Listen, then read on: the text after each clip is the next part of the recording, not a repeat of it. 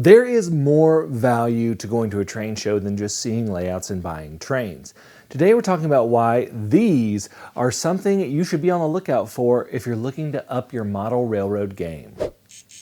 This episode is brought to you from support from trains.com. You can use the promo code JimmyDIY to get $10 off one order of $50 or more. You can check out the link in the description. These are manuals and rule books from actual railroads. You can find vendors at train shows sometimes that actually have these along with other places. I actually got these from a fellow Model Railroad Club member, but I've seen these at train shows. They haven't been at every train show I've been to, and they aren't always a guaranteed win, but if you can find one that you need, the information can be a gold mine, and let's take a look and see why. I've actually got quite a few of these. Like for instance, I got this Norfolk and Western safety rules manual from 1974, but I'm going to be going over these two main ones right here. This is an Amtrak air brake and handling instructions from 2002, and this is the CSX Baltimore Division timetable number 3 from April of 2000, but we're going to start with Amtrak. I really like the handling instructions because it can give you a lot of information on operating your actual model locomotive in a prototypical fashion. Now, I'm not going to go over the entire book because we would be here for hours. Seriously, look, there's a lot of stuff in here. And there are a few highlights, though, that I want to go over. Let's start off on page 16. We have a list of the entire Amtrak fleet locomotive types and their maximum speeds depending on the train. For instance, here's the P42. It says that the max speed is 50 miles an hour when the train is light, and when it has a train, its max speed is 110 miles per hour. Now, obviously, the max speed is not overall. It's for every stretch of track. It's just what it can do with those.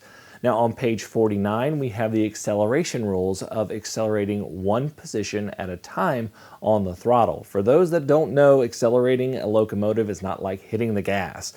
The throttle has a series of notches. So here you are told to accelerate one notch at a time to increase the RPMs on the diesel generators and adjust resistance on the electric motors. On page 52, we find rules for backup moves. And on page 68, we found a series of rules that differ from Amtrak in regards to certain railroads, specifically some class 1s.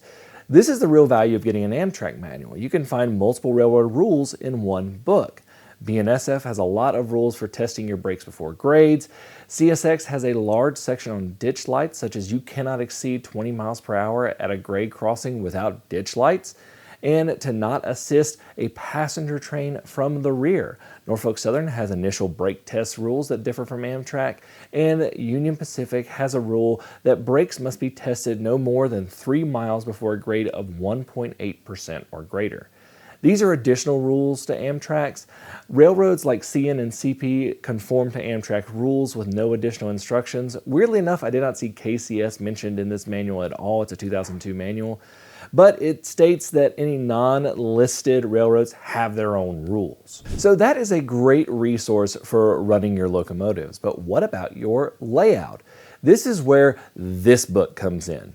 This is basically a snapshot of operations for, in this case, April of 2000, but it has some good general information you can use. The entire beginning is basically a whole slew of diagrams and information of the areas that the railroad operates. Now this has a split for former Conrail because it's CSX. You can get things like max speed, sidings, and notes for operations that you can add in as details. These pages have all sorts of rules, such as defect detectors, what is restricted speed, rules for flagmen and fouling a line, and grade crossings. There is a whole bunch of information on signals, and at the very end, there is a map of the entire division that can help you design your layout. These books are treasure troves of information, and you can find them in the most unlikely places. For example, the Norfolk and Western Safety Manual from 1974 I actually found in an antique shop.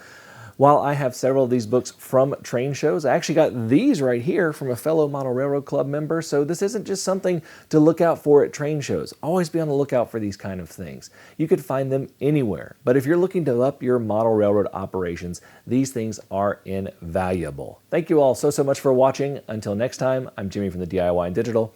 Stay safe, be kind, and happy railroading.